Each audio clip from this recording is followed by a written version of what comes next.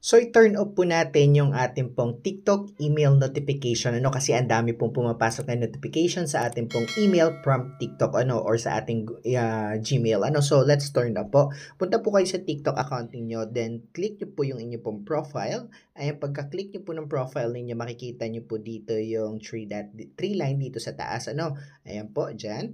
Ayan, click nyo lang po yung three line na yan, then go to, ayan po, setting and privacy. Pag-click nyo ng setting and privacy, scroll down po kayo, find your notification po. Ano, ayan po yung notification. Ayan po. Kasi kung halimbawa, lagi kayo nakaka-receive ng notification, yung mga offers, and kung ano-ano pa from TikTok, or followers, yung followers, ayan po, ano, new updates, ayan po, makaka-receive kayo sa inyo pong email pag naka-on po ito.